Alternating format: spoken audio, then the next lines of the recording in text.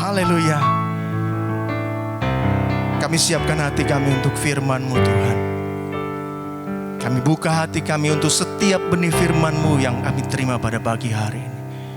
Dan kami percaya hati kami adalah tanah yang subur untuk setiap benih firman-Mu, bertumbuh dan berbuah untuk hormat dan kemuliaan bagi nama-Mu. Terima kasih Tuhan.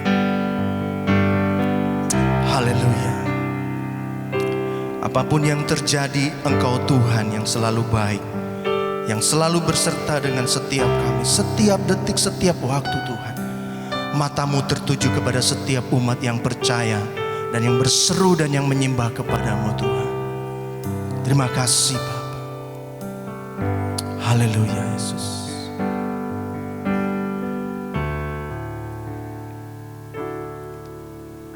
Kau Bapa yang baik, selalu besertaku. Kami percaya Tuhan, setiap detik, setiap waktu Kau perhatikanku. Kau Bapa yang setia, amin, selalu menjagaku.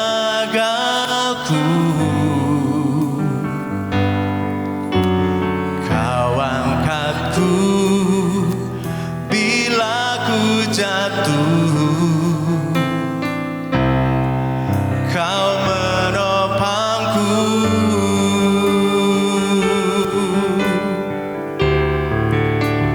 Ku berikan syukurku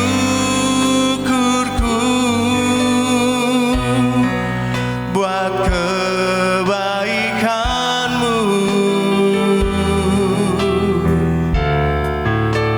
Ku berikan syukurku buat pertolongan-Mu.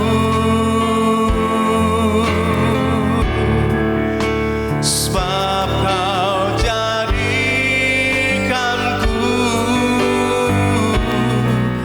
berharga di mata-Mu. Kau Bapa yang baik, ku mengasihi-Mu.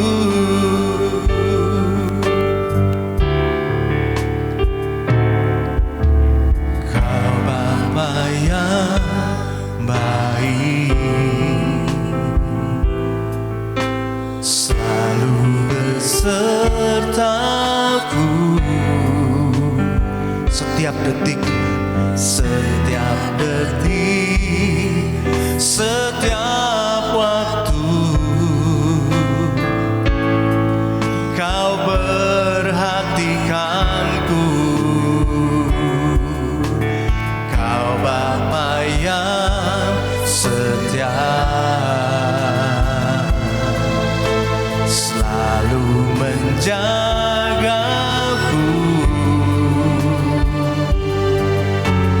Kau angkatku bila ku jatuh. Kau menopangku.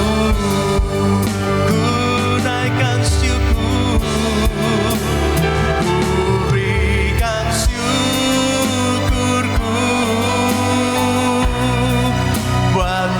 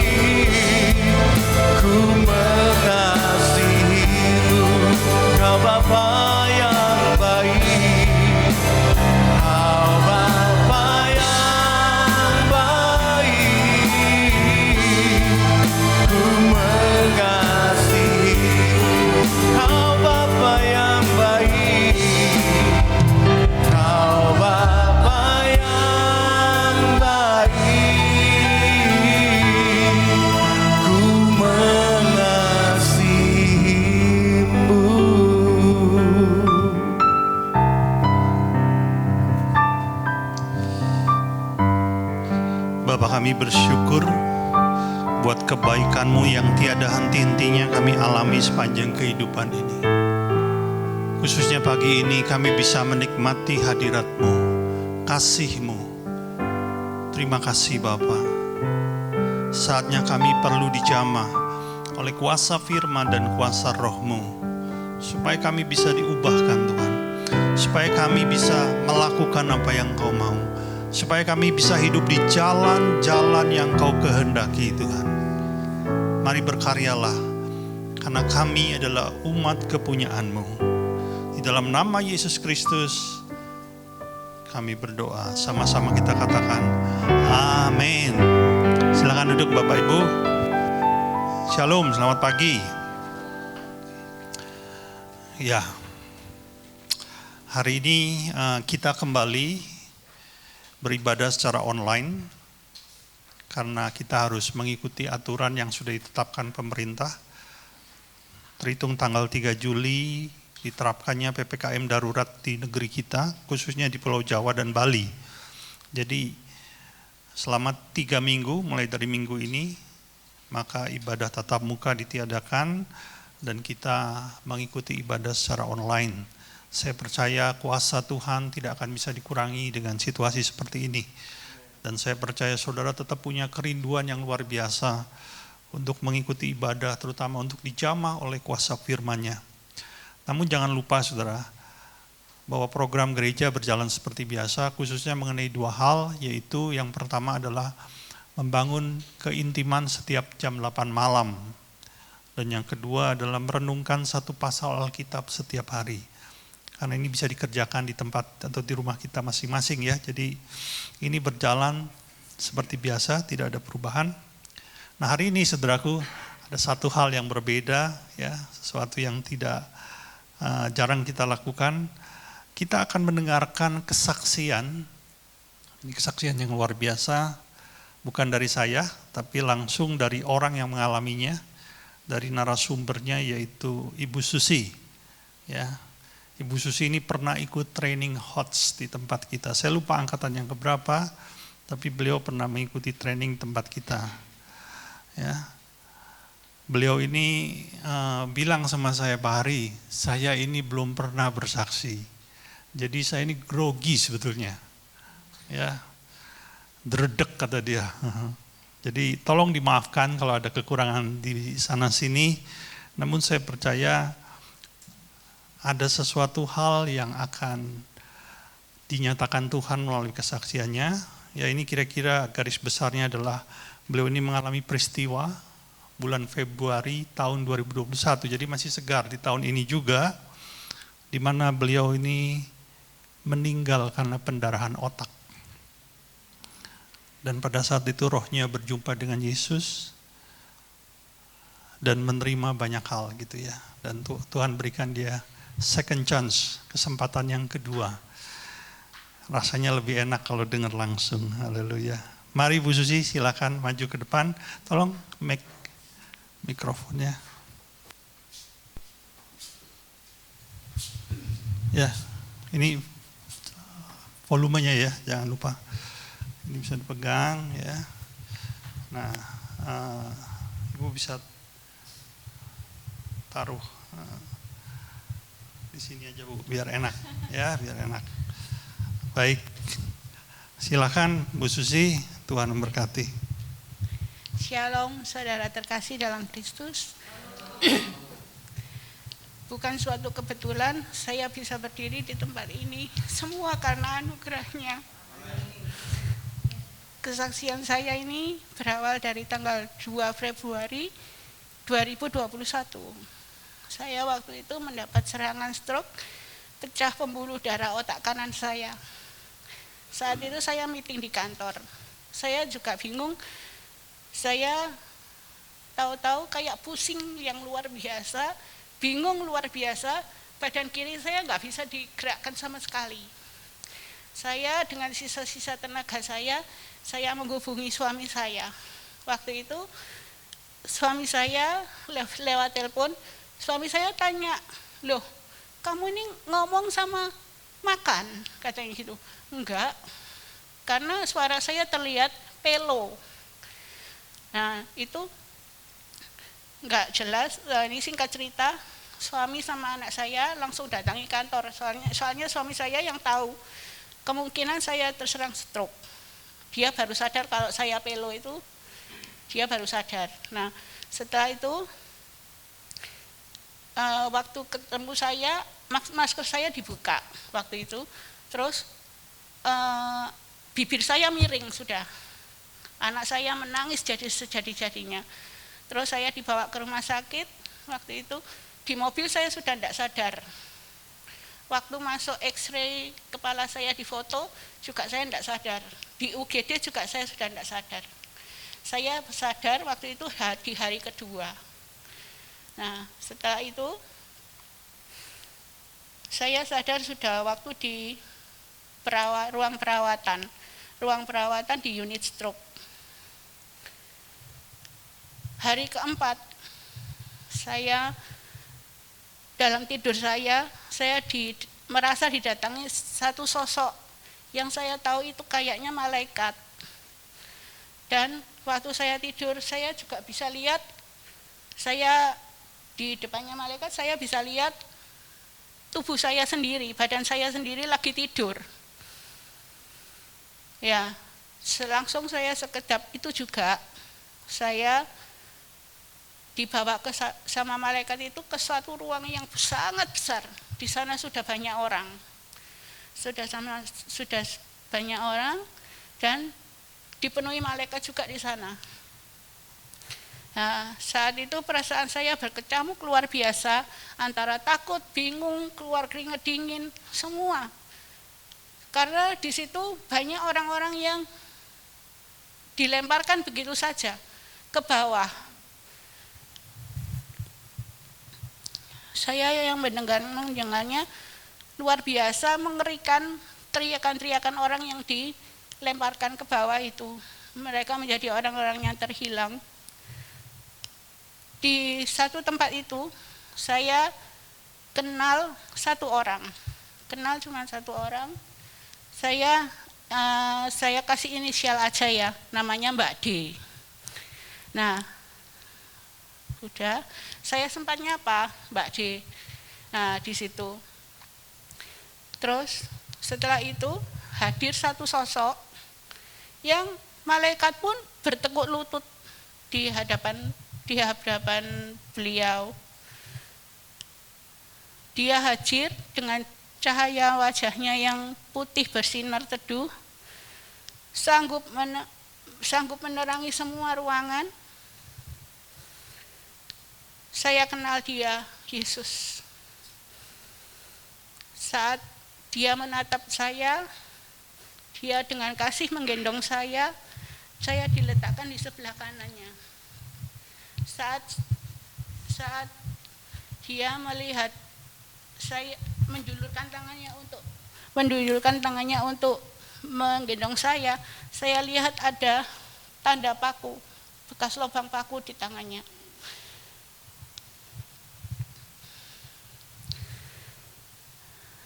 Karena saya sendiri yang diletakkan di sebelah kanannya, kok teman saya enggak. Nah, saya tanya sama Yesus, Tuhan, mengapa cuma saya aja yang kau selamatkan? Mengapa teman saya tidak? Yesus menjawab, karena aku tidak mengenal mereka, anakku. Seperti itu. Karena ada tertulis di Yohanes 14 ayat 6, akulah jalan kebenaran dan hidup, tidak ada seorang pun yang datang kepada Bapa kalau tidak melalui aku.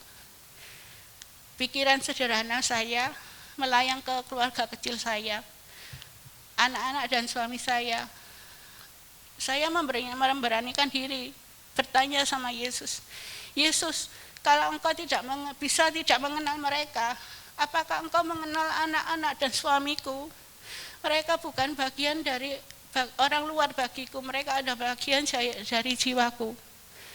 Yesus cuma berkata, kalau mereka menjaga hidup dalam kekudusan dan selalu menyenangkan hati Bapa, aku pasti mengenal mereka, anakku. Saya takut karena saya manusia biasa, saya menangis sama menyesal. Saya bilang, Yesus, izinkan aku hidup sekali lagi untuk memperkenalkan mereka lebih dalam kepadamu. Dengan kasih, Yesus menatap saya. Dan dia mengangguk.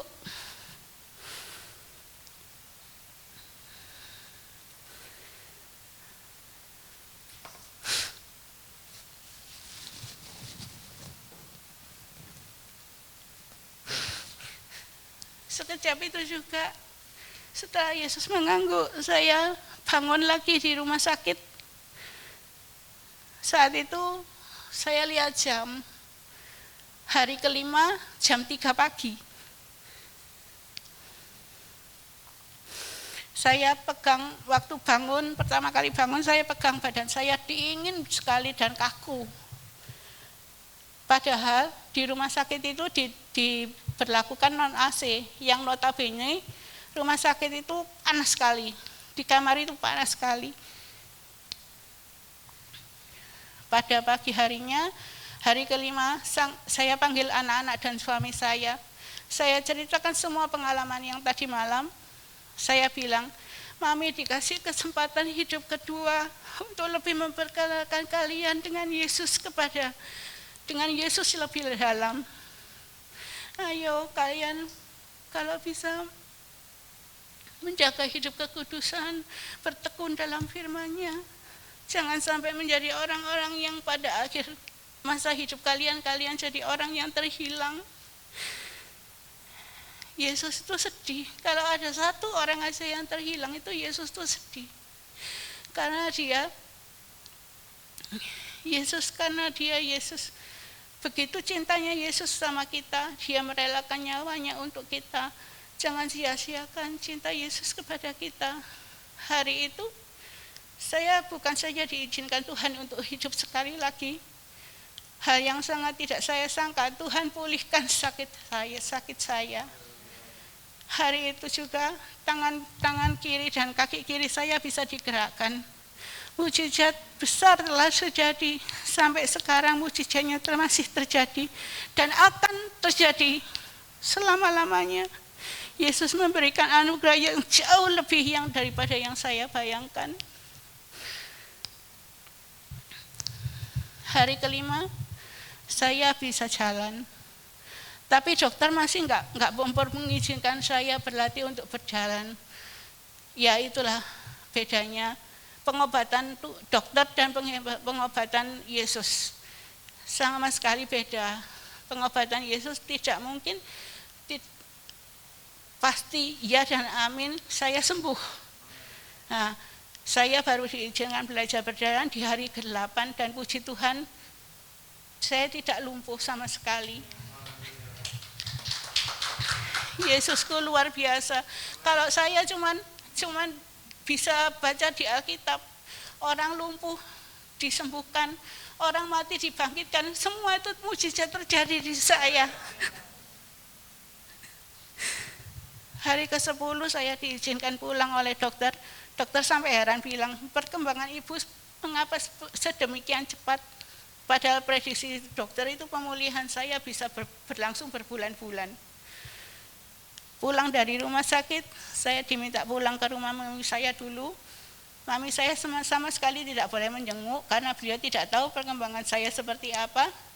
Saat saya di rumah sakit, sudah mau dipersiapkan kursi roda dan tongkat karena mami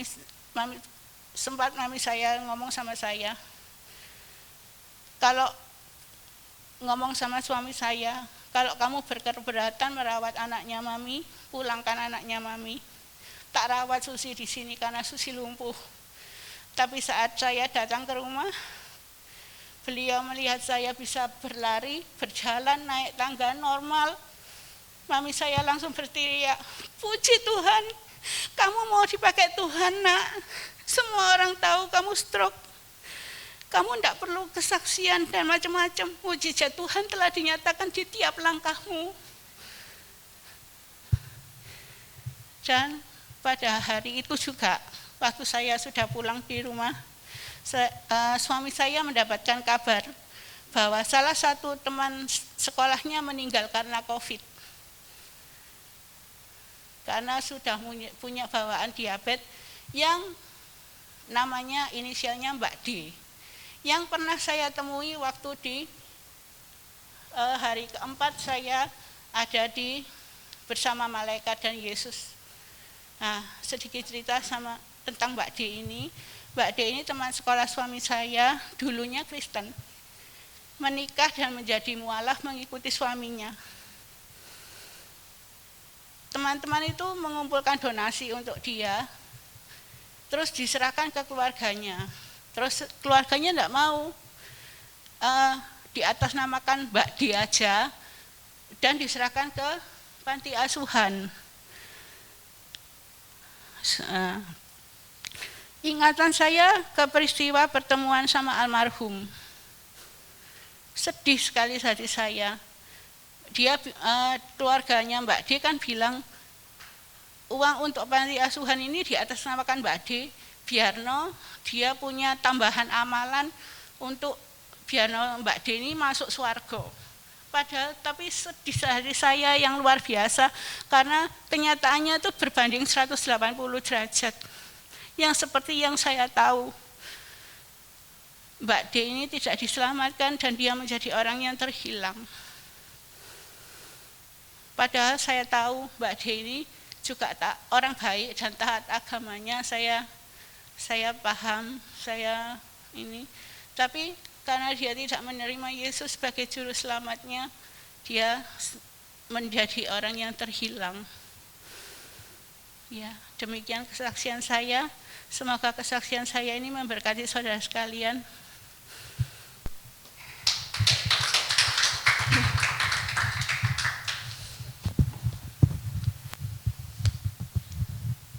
Terima kasih Bu Susi.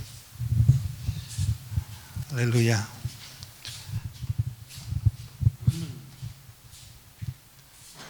Ya, pasti diberkati. Kami diberkati dengan kesaksian Bu Susi ya. Terima kasih. Ada banyak hal yang dia lupa untuk ceritakan, saudara. Ya, namanya juga pertama kali ya. Ya, agak grogi gitu. Grogi dan campur terharu karena kasih Tuhan. Bahwa sebetulnya ketika dia terkena serangan stroke itu, bagian tubuh sebelah kirinya lumpuh. Jadi sebelah kirinya lumpuh, makanya termasuk mukanya juga udah miring gitu ya. Dan dia masuk ke rumah sakit itu dalam kondisi sudah tidak sadar dan ngorok. Baru di hari kedua lah dia sadar. Ya, dan sadar pun tetap dalam kondisi lumpuh dan lemah. Begitu. Jadi sebelumnya belum ada perubahan yang menuju kepada perbaikan.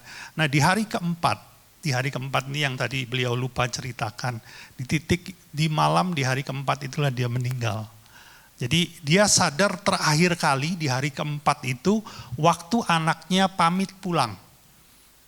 Diganti oleh suaminya yang jaga. Jadi anaknya pamit pulang lalu suaminya yang jaga. Di titik itulah ingatan terakhir dia. Ya, dan dia setelah itu tertidur. Dan sebetulnya di titik itulah dia meninggal. Sehingga waktu dia dikunjungi oleh malaikat, dia melihat, rohnya melihat tubuhnya yang sedang terbaring di ranjang rumah sakit. Jadi rohnya sebenarnya sudah keluar. Ya. Dan saya tanya, Bu, Ibu dibawa kemana? Dibawa ke sebuah ruangan yang besar sekali. Dan di ruangan itu ada banyak orang. Dan memang hanya ada satu orang yang dia kenal gitu loh. Ada dua hal yang menarik. Ketika Bu Susi bertanya, kenapa Ibu D itu tidak selamat? Tuhan bilang begini, aku tidak mengenal dia. Lalu ketika Bu Susi bertanya, bagaimana dengan suami dan anak-anak saya? Bu Susi ini lahir dari keluarga yang sebetulnya berdoa kepada Kristus, ya, orang percaya sebetulnya. Perhatikan, ini orang percaya. Dan Tuhan bilang begini, asal mereka menjaga kekudusan dan menyenangkan Bapa. Karena Bu Susi tahu, saya buka sedikit ya Bu ya, suami dan anaknya belum sungguh-sungguh di dalam Tuhan. Oleh karenanya dia begitu terbeban sekali kalau sampai suami dan anak-anaknya tidak terselamatkan. Sudah mengerti? Nah itu yang terjadi saudaraku. Ada dua perubahan yang menarik saudara ya. waktu saya tanya, apa yang berubah setelah ibu sekarang? Saudara, saya lupa ceritakan, almarhum istri saya mengalami hal serupa dengan Bu Susi. Ya, tahun 2006 istri saya kecelakaan dan mengalami pendarahan otak. Waktu diperiksa melalui CT scan, didapati bahwa pendarahan otak itu kira-kira diameternya 2 cm. Dan waktu itu dokter menyarankan operasi. Sebenarnya Bu Susi itu juga diminta operasi. Karena pendarahan otaknya lebih parah. Saudara, 1/3 dari otak kanan itu sudah digenangi oleh darah. 1/3 dari otak kanan. Dan dokter bilang, sekalipun dioperasi, kemungkinan sembuhnya hanya 50%. Oleh karena itulah, keluarganya menolak untuk dioperasi. Saudara ngerti ya? Ya cuma dilakukan sebisanya selain operasi. Ya, dan itu yang dialami. Saya tanya begini, apa yang Ibu Susi, perubahan apa yang dialami Ibu Susi setelah Ibu Susi kembali hidup ini? Saudara, dibilang begini, satu tujuan hidup. Beliau ini wanita karir loh saudara, lincah banget. Saya tahu, dulu usaha ini, kena pandemi gagal, ganti usaha ini, ya ganti usaha ini. Jadi orangnya itu gesit gitu loh. Dia bilang begini, dulu saya mengejar harta dunia Pak, tapi hari ini saya mengejar kehendak Tuhan. Itu tujuan hidupnya. Bukan berarti hari ini dia tidak lagi atau berhenti menjadi wanita karir. Dia tetap bekerja, tapi dalam setiap kesempatan dia mau memuliakan Tuhan. Yang kedua, ini menarik juga. Saya bilang begini, Bu Susi, dalam masa pandemi seperti ini apa Bu Susi juga nggak takut sakit kena COVID? Dia bilang begini, Pak, saya ini nggak takut COVID, karena saya pernah di sana. Maaf, pernah ada di alam roh itu. Bahkan sebetulnya kalau saya nggak ingat suami dan anak, saya tetap ingin ada di sana. Damai sejahtera, sukacita yang ada di tempat itu jauh lebih luar biasa dibandingkan apa yang ada di bumi. Jadi kalau sampai Tuhan izinkan saya pulang kena COVID, saya lebih senang lagi. Nggak nunggu lama-lama kata dia. Saudara, hal seperti ini selalu saya dapati pada orang-orang yang pernah mengalami hal yang serupa. Yaitu mati dan dibangkitkan. Nah saudara, saya percaya ketika kesaksian tadi disampaikan, sebenarnya Roh Kudus sudah berbicara kepada setiap kita. Amin. Ada satu hal yang Roh Kudus sampaikan. Cuma izinkan pagi ini saya mempertajam 2 hal saja. Yaitu tentang dikenal oleh Tuhan dan kekudusan. Amin. Mari kita baca ayatnya singkat saja. Dari Matius pasal 7, mulai ayat ke-21 sampai 23. Matius pasalnya yang ke-7, ayat 21 sampai 23. Bunyinya demikian. Bukan setiap orang yang berseru kepadaku, Tuhan, Tuhan, akan masuk ke dalam kerajaan sorga, melainkan dia yang melakukan kehendak Bapakku yang di sorga. Pada hari terakhir, saya ulangi, pada hari terakhir, ini bicara pada hari penghakiman, saudara. Banyak orang akan berseru kepadaku, Tuhan, Tuhan, bukankah kami bernubuat demi namamu, mengusir setan demi namamu, mengadakan mujizat demi namamu juga.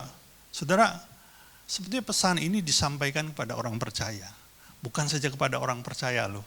Dikatakan mereka yang bernubuat, mengusir setan, menyembuhkan orang. Ini bicara orang-orang yang bahkan sudah pada tahap pelayanan, saudara. Sudah melayani Tuhan.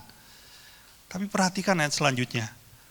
Pada waktu itulah aku akan berterus terang kepada mereka dan berkata, aku tidak pernah mengenal kamu. Saya ulangi ya, aku tidak pernah mengenal kamu. Enyahlah daripadaku, kamu sekalian pembuat kejahatan. Saudaraku, orang-orang ini gagal mencapai surga. Mereka adalah orang percaya yang mungkin sudah ke gereja puluhan tahun, bahkan sudah melayani Tuhan. Tapi betapa ironisnya, di hari penghakiman Tuhan bilang apa? Aku tidak kenal dengan dirimu. Saudara, perhatikan ayat 23. terutama pada kalimat aku tidak pernah mengenal kamu. Kata mengenal di sini, kalau saudara punya literatur atau Alkitab elektronik, saudara akan bisa selidiki menggunakan bahasa Yunani yang bunyinya ginosko. Ya, jadi kata mengenal di dalam Alkitab itu ada beberapa istilah, tapi khususnya pada ayat yang barusan dibaca ini, yang digunakan adalah kata ginosko. Ginosko ini bukan mengenal biasa, tapi mempunyai arti mengenal dengan intim, seperti seorang suami mengenal sedalam-dalamnya istrinya. Itulah ginosko. Bahkan dalam istilah atau ungkapan antara orang Yahudi, ginosko ini mempunyai arti hubungan seksual antara suami dengan istri. Hubungan yang sangat dalam. Saya kenal dengan Yanti, tapi tahap pengenalan saya dengan Yanti berbeda dengan saya mengenal Aming, istri saya. Saudara mengerti? Dan ginosko ini adalah pengenalan saya kepada istri saya. Saudara, kalau boleh saya tambahkan ya, jadi ini istilah saya, karena sebetulnya kita tidak boleh menambahkan atau mengurangi isi Alkitab. Tapi kalau boleh saya tambahkan, hanya untuk membuat kita sedikit lebih mengerti saja, bahwa ayat 23 ini kira-kira bunyinya begini, aku tidak mengenal engkau karena engkau bukan mempelaiku. Sudah ngerti ya? Aku tidak mengenal engkau karena engkau bukan mempelaiku. Saudaraku, betapa pentingnya kita dikenal dan mengenal Allah secara intim. Ini loh yang harus dibangun dalam kehidupan kita, saudara. Akan sangat memprihatinkan ketika seorang percaya hanya datang pada hari Minggu, duduk, dengar firman, pulang. Namun, dia tidak mengenal Allah secara benar, bahkan dikenal Allah juga dengan intim. Keintiman hanya bisa terbentuk bila dua pribadi bersepakat. Perhatikan kata ini, bersepakat. Berada di jalan yang sama. Ya, kalau saya mau, Jim, ayo kita pergi ke Surabaya. Kita akan lewat tol sampai ke Surabaya. Dan Jimmy bilang, saya mau Pak, saya juga mau lewat tol. Kita bersepakat. Ya, nah itu namanya, hal itulah yang membentuk dua pribadi ini nanti akan intim.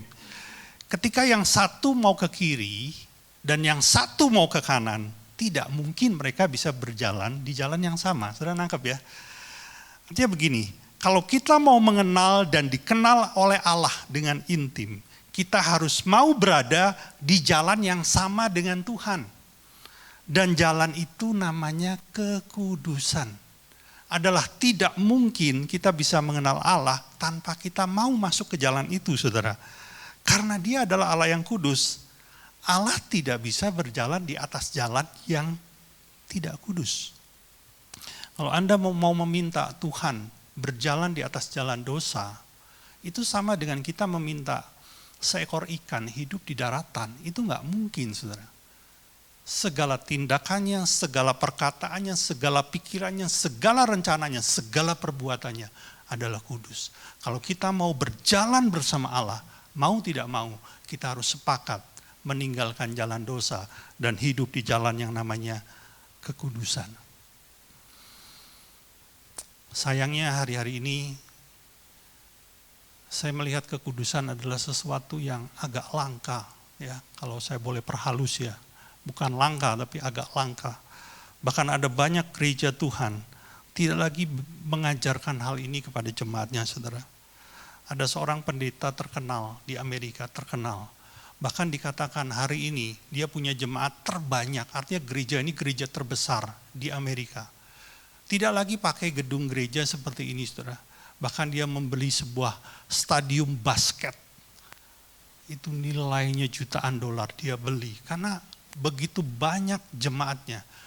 Hari Minggu ketika dia mengadakan kebaktian, paling sedikit 52 orang ribu yang hadir. Namun satu kali saya sebut deh namanya ya. Saudara pasti pernah lihat di YouTube, namanya adalah Pastor Joel Osteen. Dia menulis banyak buku-buku rohani bestseller, saudara. Satu kali dia diwawancarai di sebuah siaran rohani, ditanya sebuah pertanyaan yang menarik. Bunyinya demikian, apakah seorang homoseksual bisa masuk surga? Jawabnya demikian, bukan bagian saya untuk menghakimi mereka, itu adalah bagiannya Allah. Hanya Dia yang berhak menghakimi manusia. Yang saya tahu, Allah adalah kasih. Bagian saya adalah mengasihi mereka, memberikan kepada mereka motivasi agar hidup mereka menjadi lebih baik. Sebetulnya ini bukan jawaban dari pertanyaan tadi, saudaraku. Lalu masih dikasih pertanyaan yang kedua yang lebih tajam. Apakah Anda menyampaikan kepada jemaatmu bahwa perilaku homoseksual adalah dosa? Dan dia jawab dengan hal yang serupa. Saya hanya akan menyampaikan hal-hal yang membuat mereka tahu bahwa Tuhan mengasihi mereka, sekalipun mereka itu seorang gay atau lesbi. Sekali lagi ini bukan sebuah jawaban. Artinya dia mau bilang, saya tidak sampaikan itu kepada jemaat saya. Saya tidak mengatakan atau mengajarkan kepada jemaat saya bahwa kehidupan seperti itu adalah dosa di mata Tuhan. Saudara, saya setuju. Dan saya sangat yakin 1000% Tuhan mengasihi orang-orang seperti itu. Orang-orang yang hidup dalam dosa, Tuhan mengasihi, tapi perhatikan, Tuhan membenci dosa mereka. Ini yang kadang-kadang kita lupa. Bahkan karena kasihnya, Yesus rela mati jadi manusia dan mati di atas kayu salib. Tapi perhatikan, untuk apa dia lakukan itu? Untuk menebus hidupmu terlepas dari dosa. Supaya engkau tidak lagi hidup di dalam dosa. Itu yang Yesus buat. Allah pasti mengasihi semua manusia. Karena itu dia bersedia mati di kayu salib. Pertanyaannya harusnya kita balik, saudara. Apakah Anda yang mengasihi Tuhan? Kalau Tuhan pasti mengasihi kita. Coba balikan pertanyaan itu. Sesungguhnya ketika kita bersedia hidup kudus, itu adalah bukti kasih kita kepada Tuhan. Saya ulangi ya. Ketika kita bersedia hidup kudus, itu adalah bukti kasih kita kepada Allah. Coba tolong tampilkan Yohanes pasal 14, ayatnya yang ke-15.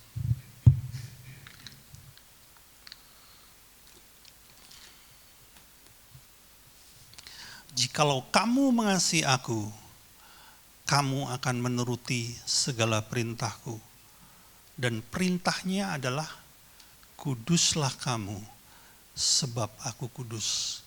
1 Petrus 1 ayat 16. Artinya ketika kita bersedia hidup kudus, itulah bukti yang sesungguhnya bahwa kita bukan hanya sekedar lip service ya. Hari-hari ini perkataan lip service lagi naik daun, saudara ya. Saya harap kita enggak lip service sama Tuhan. Kita sungguh-sungguh mengasihi Tuhan. Buktinya apa? Kita menghidupi kehidupan yang kudus. Saudara, ada satu pengajaran lagi yang cukup terkenal beberapa tahun belakangan ini, yang saya pernah singgung, yang namanya pengajaran grace atau kasih karunia. Dan saya melihat ada banyak sekali para pengikut dari pengajaran ini jadi meremehkan dosa, saudara. Aduh.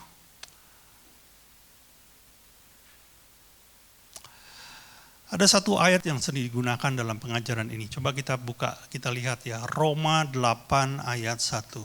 Ini adalah ayat yang sering dipakai pada pengajaran ini. Bunyinya, demikianlah sekarang tidak ada penghukuman bagi mereka yang ada di dalam Kristus Yesus. Dengan ayat ini, mereka mempercayai waktu saya sudah percaya Yesus, tidak lagi ada penghukuman. Sekalipun mungkin orang itu masih hidup dalam dosa. Saudara, sayangnya ayat ini enggak lengkap. Saya enggak tahu kenapa Lembaga Alkitab Indonesia menerjemahkan hilang separuh. Ya, tapi dalam bahasa aslinya tidak demikian. Kita lihat saja yang versi King James Version. Coba ayat yang sama dalam versi King James, tolong ditampilkan.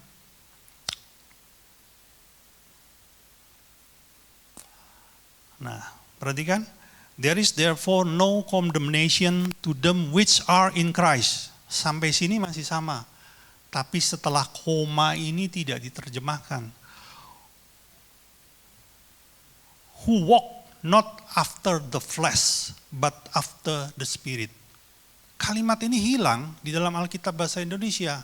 Jadi seharusnya yang lengkap adalah tidak ada penghukuman bagi mereka yang di dalam Kristus Yesus yang tidak berjalan menuruti atau dipimpin oleh daging, tapi mengikuti atau dipimpin oleh roh. Roh ini roh Allah. Sudah ngerti ya? Kalau engkau hidup dipimpin oleh roh Allah, pasti roh Allah akan memimpinmu di dalam jalan yang namanya jalan kekudusan. Coba kita renungkan baik-baik saudaraku ya. Jangan kita mengambil sebagian dari sebuah kebenaran Alkitab tanpa kita mengambil yang lainnya. Ambillah kebenaran Alkitab itu secara lengkap. Karena kebenaran setengah itu sama dengan menyesatkan. Ya, kebenaran yang setengah itu menyesatkan. Kebenaran itu harus lengkap, saudara. Ada sebuah pertanyaan menarik, saudara. Satu kali saya pernah memberitakan Injil kepada seorang pemuda yang sukses secara ekonomi, dia punya usaha yang berhasil, sudah punya rumah, bahkan sudah punya istri, anak, sudah punya ya aset yang cukup banyak, saudara. Dan ketika saya memberitakan Injil mengenai pertobatan, terus dia bilang begini, Pak, rasanya saya nggak mampu loh hidup seperti itu, Pak. Saya nggak bisa hidup kudus, Pak. Menurut saudara gimana? Apakah menurut saudara Bapak kita di surga memberi sebuah perintah yang mustahil untuk dilakukan? Saudara, memang dengan kekuatan manusia kita tidak akan mampu melakukan itu. Tetapi Allah tahu kita tidak mampu. Oleh karenanya Allah memberikan rohnya kepada Anda dan saya. Dan rohnya itu yang akan memampukan kita, saudaraku. Coba perhatikan Roma 8 ayat yang ke-13 dan 14. Dalam bahasa Indonesia, Roma 8 ayat yang ke-13 dan 14. Sebab jika kamu hidup menurut daging, kamu akan mati. Tetapi jika oleh roh kamu mematikan perbuatan-perbuatan tubuhmu, kamu akan hidup. Ayat 14, semua orang yang dipimpin roh Allah adalah anak Allah. Saudara, kalau kita mengikuti daging, kita nggak mampu. Ujung-ujungnya kita akan menerima maut. Tapi kalau kita bersedia dipimpin oleh roh, apa hal yang kita tidak mampu lakukan, kita akan mampu lakukan, saudara. Saya ingat puluhan tahun yang silam, sejak masa SMA, saudara, ada satu hal, saya kasih contoh aja ya, ada satu hal yang saya ini nggak bisa lepas, yaitu rokok. Saya ini punya kebiasaan merokok, saudara, dari SMA. Dan itu lumayan banyak, saudara. Satu hari saya merokok 2 bungkus. Saya masih ingat, nggak tahu itu rokok masih ada nggak ya, namanya rokok bentul biru. Masih ada ya Pak ya? Pak Dodi nggak tahu, soalnya dia ngerokok, saudara. Saya mancing dia. Ya, mungkin masih ada, mungkin tidak. Tapi pada zaman itu, saudara, saya terikat dengan yang namanya bentul biru. 1 hari 2 bungkus. Apakah habis makan lah, apakah habis BAB lah, apakah lagi stres lah, apalagi sendirian, lagi kesepian. Bahkan hampir di segala waktu, saya selalu merokok. Dan berulang kali saya tahu bahwa merokok itu jelek lah. Secara kesehatan pun buruk, bukan hanya secara rohani ya. Kan itu kan katanya merusak paru-paru, bisa menyebabkan kanker paru dan sebagainya. Bahkan itu kan iklannya jelas sekarang. Tapi saudara, saya ini nggak mampu. Saya pernah coba sekali berhenti, tahan 3 hari saya ngerokok lagi. Terus berapa bulan lagi saya berhenti lagi, tahan seminggu saya ngerokok lagi. Pernah paling lama 2 minggu, saudara. Setelah itu saya ngerokok lagi. Jadi itu kemampuan kekuatan manusia saya. Namun ketika satu kali saya mengalami perjumpaan dengan Kristus, saudara. Dan saya mengerti bahwa Tuhan tahu kekuatan saya ini amat terbatas. Dan saya minta dipimpin dan dimampukan oleh Roh-Nya. Sejak saat itu, totally stop. Bukan berkurang dari 3 menjadi 2, menjadi 1 dan 0. Enggak. Langsung berhenti. Pada saat itu saya langsung buang ke tempat sampah dan saya tidak sentuh lagi. 14 tahun saya diikat oleh rokok. Dan saya bisa bebas. Berkat Roh-Nya yang memampukan saya. Demikian juga dengan hal-hal yang lain, saudara. Masalahnya adalah kita bersedia dipimpin oleh Roh atau tidak. Saudara,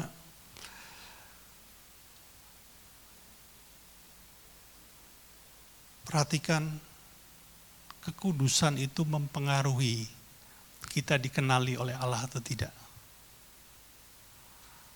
Dan itu jalan yang tidak bisa kita kompromikan. Mimbar ini sampai kapanpun akan menyerukan pertobatan. Akan menegur dosa. Saya tidak akan rubah itu. Bahkan selamanya akan menjadi prinsip dalam gereja ini. Gereja lain mungkin bisa berubah, tapi ini tidak boleh dirubah dalam gereja ini, saudaraku. Karena ini kebenaran yang alkitabiah. Kebenaran yang akan membawamu berjumpa dengan Raja di atas segala raja itu. Saya mau tutup dengan 2 ayat. Perhatikan ayat ini, saudara. Tangkap, simpan dalam hatimu. Ini tercatat di 1 Petrus 1 ayat 15 dan 16. 1 Petrus 1 ayat 15 dan 16.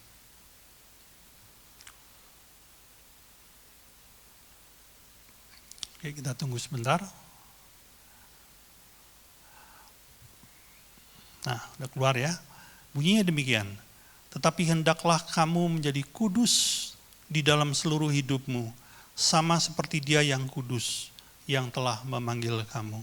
Sebab ada tertulis, kuduslah kamu, sebab aku kudus.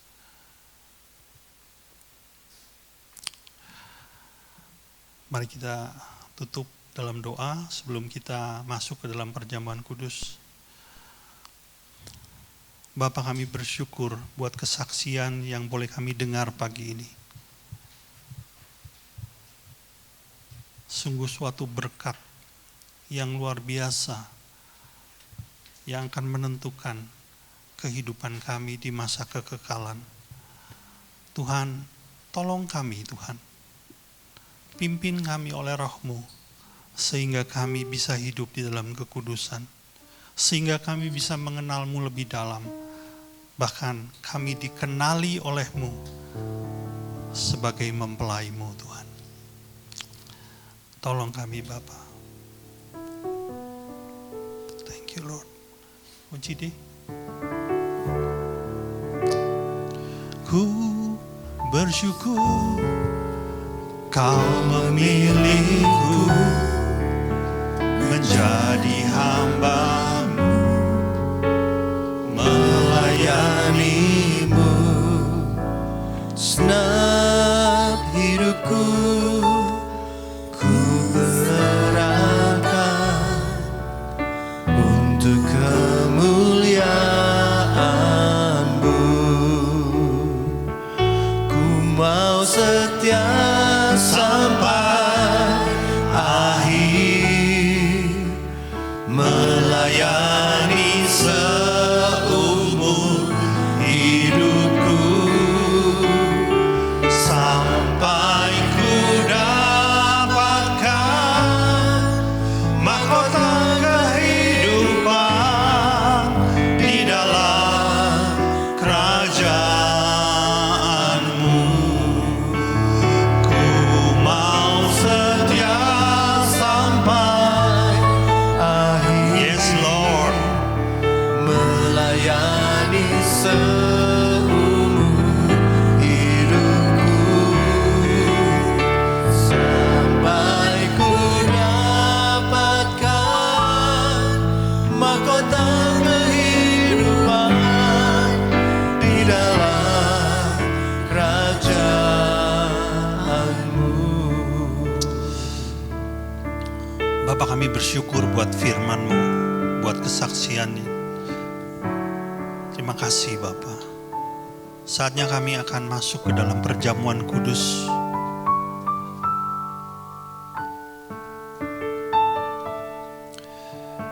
Saya memberi waktu kepada setiap kita yang mau menerima perjamuan ini untuk datang terlebih dahulu ke hadapan Tuhan. Mari akuilah dosamu yang mungkin tidak engkau sadari atau kau sadari baru kau lakukan. Ada hal-hal yang tidak berkenan dari hidupmu. Saya mau mengajak kita bertobat terlebih dahulu. Dan akuilah hal itu di hadapan Tuhan. Supaya engkau dikuduskan, dilayakkan untuk menerima perjamuan yang kudus ini.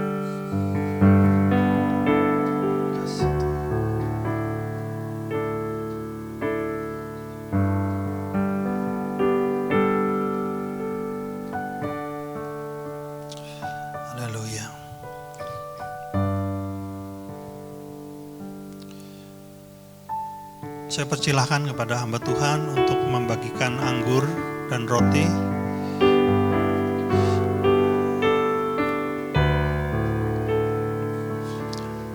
Ku mau setia sampai akhir, melayani seumur hidupku, sampai ku dapatkan mahkota kehidupan di dalam kerajaanmu. Ku mau setia sampai akhir, melayani seumur hidupku, sampai ku dapatkan mahkota kehidupan di dalam kerajaanmu. Sampai ku dapatkan mahkota kehidupan di dalam kerajaan. Sampai ku dapatkan, sampai ku dapatkan mahkota kehidupan di dalam kerajaanmu. Mari kita bangkit berdiri. Mari kita angkat roti di atas kepala kita.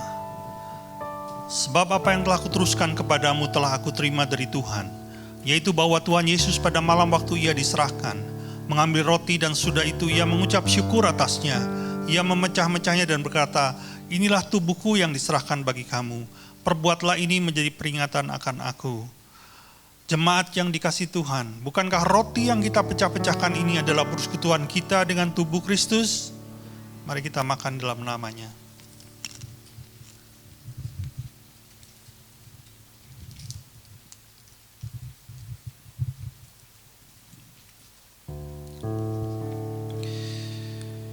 Mari kita angkat cawan di atas kepala kita. Demikian juga ia mengambil cawan sudah makan lalu berkata, cawan ini adalah cawan perjanjian baru yang dimeteraikan oleh darahku. Perbuatlah ini setiap kali engkau meminumnya menjadi peringatan akan aku. Jemaat yang dikasihi Tuhan, bukankah cawan pengucapan syukur yang atasnya kita ucapkan syukur adalah persekutuan kita dengan darah Kristus? Mari kita minum dalam namanya.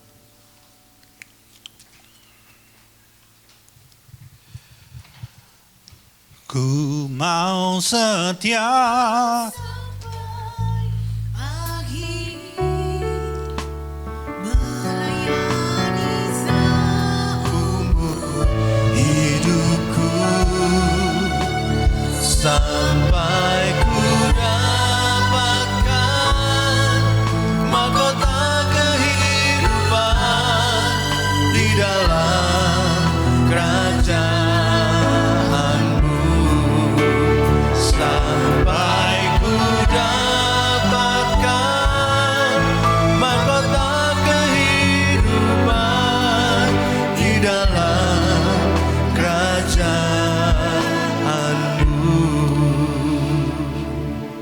Bapa di surga, kami bersyukur buat firman dan buat perjamuan kudus. Terima kasih Bapa.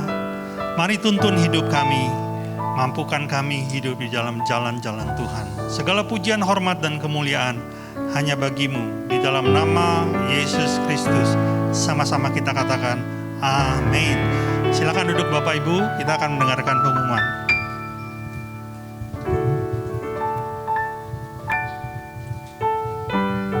Selamat pagi Bapak Ibu, Shalom.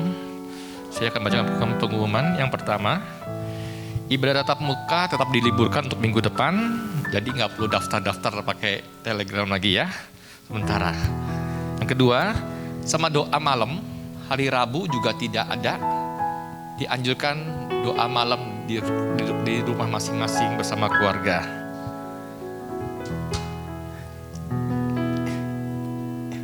Itu aja kayaknya. Mari kita berdoa untuk persembahan. Terima kasih Bapa atas kemurahan-Mu dalam hidup kami. Tak henti-hentinya rahmat-Mu dalam hidup kami.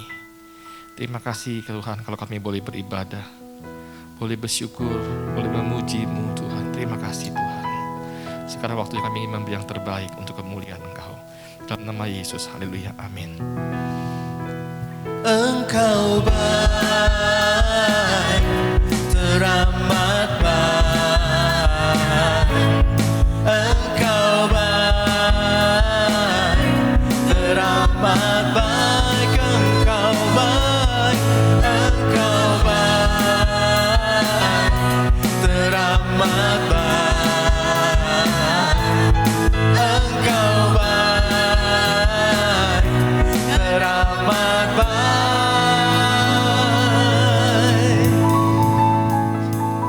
Kita akan mengakhiri ini dengan doa penutup. Saya minta Bapak Ibu untuk bangkit diri.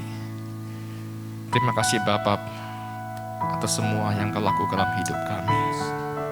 Kau memimpin ibadah kami dari awal hingga akhir Tuhan. Terima kasih.